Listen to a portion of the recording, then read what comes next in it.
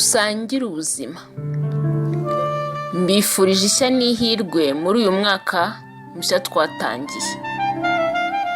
Dukomeje ikiganiro cyacu ku kwishyira mu mwanya w'abandi. Niba warakurikiye ikiganiro cyatambutse, waba warabonye kwishyira mu mwanya w'abandi bikorohera. Niyo byaba bikugora ariko ukumva ari ngombwa, nta kibazo. Twese dushobora kubyiga, bigenda biza buhoro buhoro. Mu kiganiro cy'uyu munsi dufite abatumirwa batandukanye badufasha neza kumva empathy cyangwa kwishyira mu mwanya w'abandi.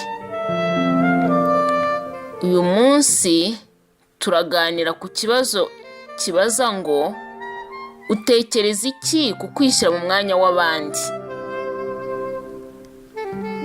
cyangwa se empathy mu buzima bwacu bwa buri munsi. Ntabatindiye, reka dutege amatwi abatumirwa bacu. Mwakoze kumpa umwanya wo kugira ngo tuganire kuri iyi topic cyangwa insanganyamatsiko ya empathy cyangwa kugerageza kwishyira mu mwanya w'undi mu buzima bwacu bwa buri munsi. Navuga ngo icyo bimara cyane ni ugushobora kudevelopa amarelation cyangwa gushobora kugira amarelation n'abandi bantu, kugira ubusabane n'abandi bantu burenze guhagarara ku cyo njye ndi n'icyo undi ari. Uburyo nabivuga wenda ni ugukunda, uburyo kuri ni urukundo naho ruva.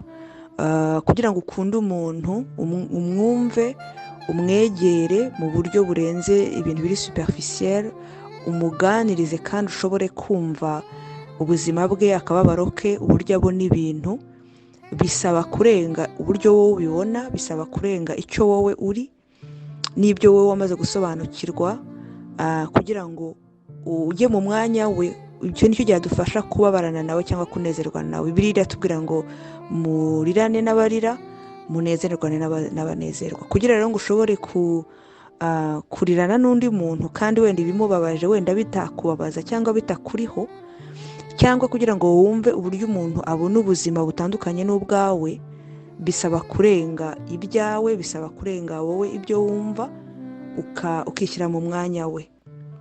Ntanze urugero, byajyaga bingora kumva umuntu wenda amakosa akora cyangwa ibintu atumva, adatahura vuba nk'uko abarundi bavuga, ibintu atumva vuba kandi ngiye mbyumva.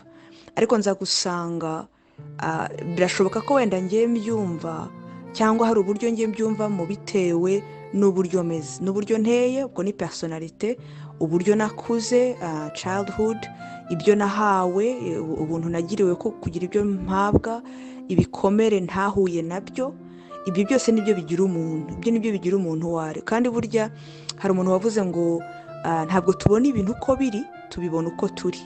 Kandi numva ari ukuri, nanjye nemera uburyo tubona ibintu, uburyo tubabazwa n'ibintu, amahitamo dukora, ibyo dukurikira mu buzima, ibyo byose bigengwa n'icyo turi. Niyo mpamvu abantu babiri bashobora guhura n'amahitamo amwe, ni ukuvuga ngo yaba guhitamo akazi, yaba guhitamo aho uba, yaba guhitamo inshuti, yaba guhitamo aho ujya, yaba guhitamo icyo ukoresha umwanya wawe, yaba guhitamo ibikunezeza. Ibyo byose, ayo mahitamo twese turayagira mu buzima, ariko impamvu abantu bahitamo mu buryo butandukanye biterwa n'icyo bari. Kandi icyo turi kirimo ibintu byinshi, ibyo navuze, kirimo personality, kirimo uburyo twakuze, kirimo ibikomere twagiye tugira, ibyo byose. Rero ngarutse ku ngingo yo kuvuga ngo empathy, kugira ngo nzagire inshuti z'abantu batandukanye n'uko ndi, kugira ngo nzashobore gusabana n'abantu b'ubwoko bwose, kandi iyo nemera ko ari karite, nemera ko ari ikintu cyiza. Duhamagariwe gukunda, duhamagariwe kubana muri sosiyete, kandi abantu bose tubana ntabwo ariko twese tumeze kimwe. Tubana n'abantu b'ingeri nyinshi, yaba ku kazi, yaba mu buzima busanzwe, abaturanyi, abantu bo muri famiye, tubana n'abantu basanzwe. Niba rero duhamagariwe kubana n'abantu bose amahoro, ndetse tukarenga kubana nabo amahoro, tukabakunda, tukabana nabo, tukagendana nabo mu buzima, bidusaba kugira ngo twishyire mu mwanya wabo.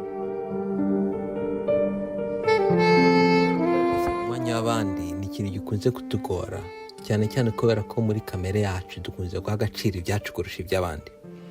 Ariko kandi bishobora no kutunanira mu gihe tugerageje kwishyira mu mwanya w'umuntu wabayeho ubuzima butandukanye cyane n'ubwo twe tuzi.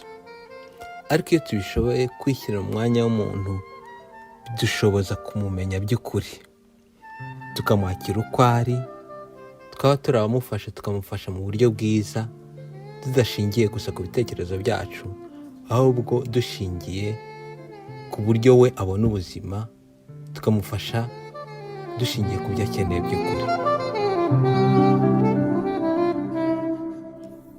Ngize icyo mvuga,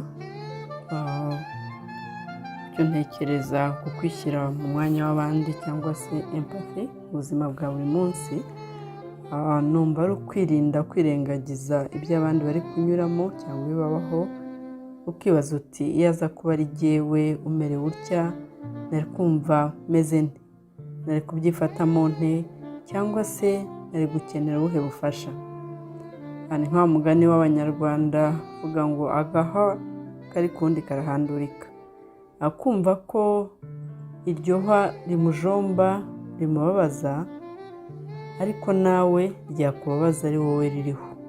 Ariko Umunyarwanda yarabivuze, iyo kari ku wundi ntabwo umuntu abyitaho, si jyewe rijomba ntacyo bimbwiye.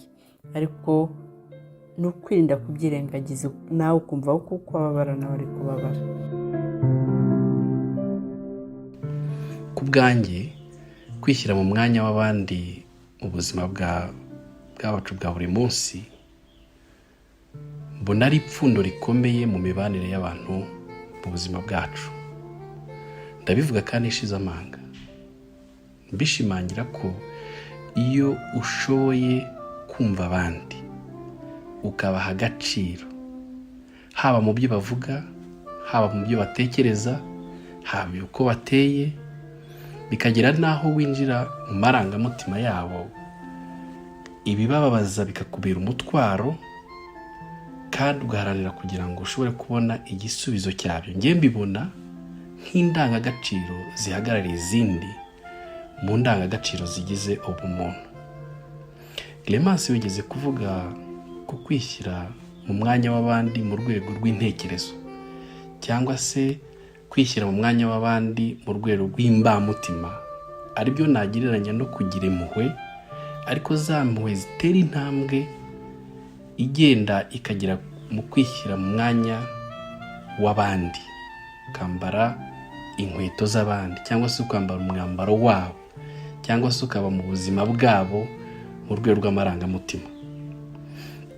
Ngewe rero uranyihanganira nibande kw'ako kanyuma ko kugira impuhwe zitera ya ntambwe namaze kuvuga haruguru, ari naryo jambo wakomeje kugarukaho riri mu Cyongereza, cyangwa se twatiye mu Cyongereza, ryitwa empathy. Mu mibanire yacu ya buri munsi rero, kugira impuhwe zigira naho wishyira mu mwanya w'undi, njye mbibona nk'igihango hagati y'uzigiriwe n'uzitanze. Ni kenshi wumva umuntu agira ati kanaka yagiraga impuhwe. Nk'iyo tutagigira ababyeyi, abo babyeyi bari bafite indangagaciro zo kugira impuhwe, za zindi twavuze haruguru zitera ya ntambwe, ni kenshi uhura n'umuntu babanye akakubwira ati so yagiraga impuhwe, cyangwa se nyoko yagiraga impuhwe. Ibyo bivuze byinshi. Impuhwe ni ijambo rimwe ariko rikubiyemo byinshi cyane mu Kinyarwanda. Nibyo rero ndi gukomeza kwibandaho. Muri make mvuga nti kugira impuhwe zigira naho zishyira umuntu, cyangwa se zinjira mu marangamutima y'umuntu, ni indangagaciro ikomeye mu buzima bwacu bwa buri munsi, ariko ni n'indangagaciro yerekana ubworoherane, kubana mu rukundo, kandi bifata igihe kirekire nk'uko nabivuze yuko bifata bishobora kuva ku mubyeyi wawe bikagera no kuri wowe ubwawe mu gihe uhuye n'uwo babanye, kuko bagaragaza za ndangagaciro zabarangaga z'impuhwe.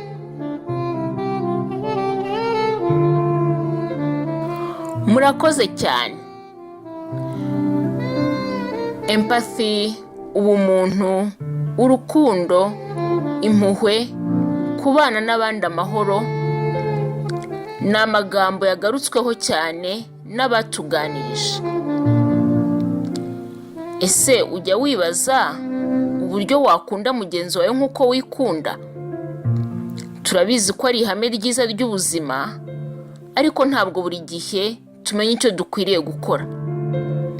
Gusobanukirwa empathy cyangwa se kwishyira mu mwanya w'abandi ni uburyo bumwe budufasha gukunda abandi nk'uko twakwifuza ko dukundwa.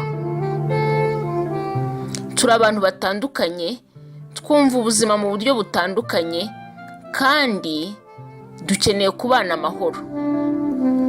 Ni ngombwa rero ko twiga uburyo twakumva abandi.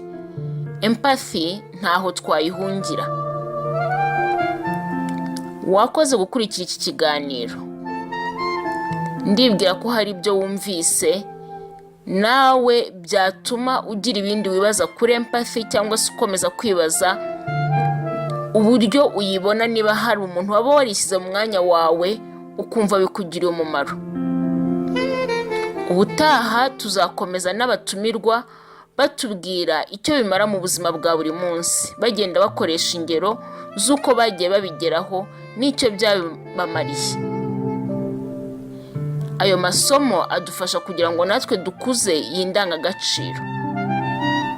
Mbifurije gukomeza kugira amahoro maze dusangire ubuzima.